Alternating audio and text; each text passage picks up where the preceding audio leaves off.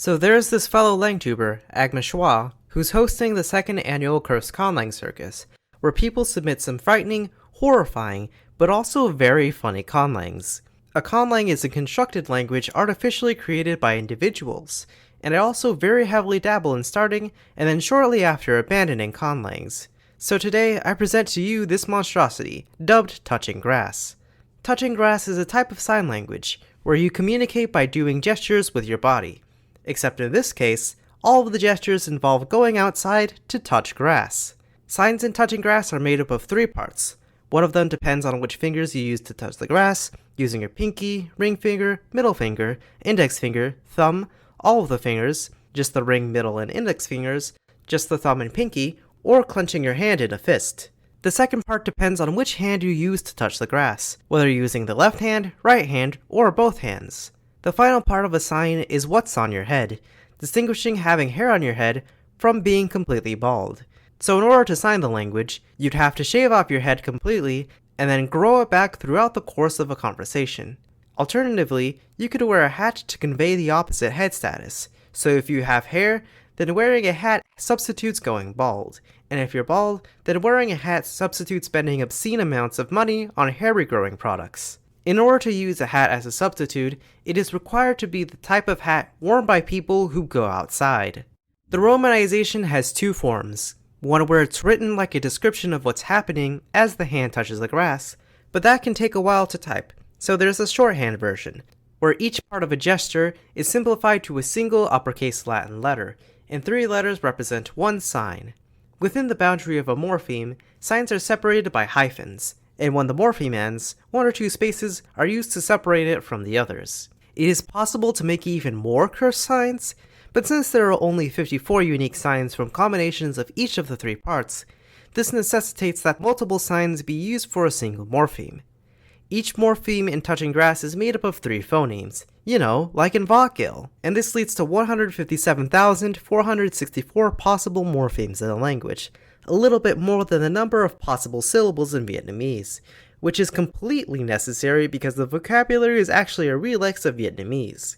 A combination of 3 signs in touching grass represents 1 Vietnamese syllable, and inherits all the syllables' associated meanings. This is actually decently convenient since the majority of syllables in Vietnamese represent 1 morpheme, and can usually stand on their own as a single word, other times combining with each other to form compounds. Combinations of 3 signs are assigned Vietnamese syllables at random, but this obscures any phonetic encoding from the Vietnamese words. For example, Vietnamese has reduplication, so the word for small, nhỏ, can be reduplicated to be nha nha, meaning very small or tiny.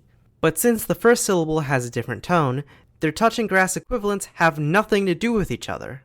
This also applies to proper nouns. The word for Poland in Vietnamese is ba lan, which is meant to sound like Poland, but touching grass's word for Poland is just the equivalent of Vietnamese syllables ba and lan, and as a result, it literally means 3 orchids. Vietnamese also has a lot of loanwords from Chinese, and oftentimes there will be syllables that came from Chinese that can only be used in compounds, which are also usually Sino-Vietnamese loans. As a result, in touching grass, there are also combinations of 3 signs that don't mean anything unless put into a compound word. As for the grammar of touching grass, it's very similar to Vietnamese grammar, with SVO word order, adjectives going after nouns, and the possessor going after the thing being possessed, which is separated with the particle của in Vietnamese, or hairy left middle, bald both hands mid, hairy right fist in touching grass.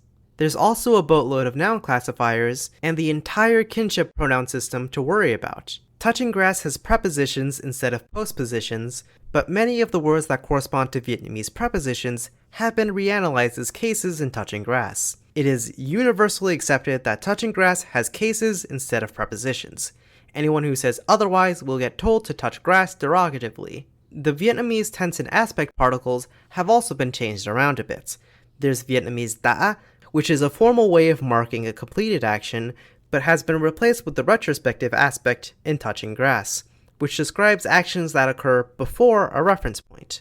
The retrospective is just a synonym of the perfect. The only difference is that it has a name that isn't easily confused with another similar, but very much distinct aspect. In Vietnamese, sẽ is a formal way of marking the future tense, and its touching grass replacement is the prospective aspect, which is for actions that happen after a reference point, basically the opposite of the retrospective.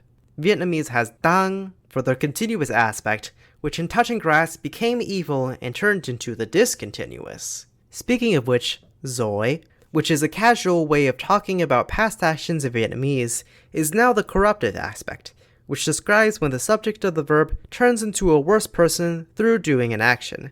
Lastly, Vietnamese has mới and sắp to mark the recent past and near future respectively.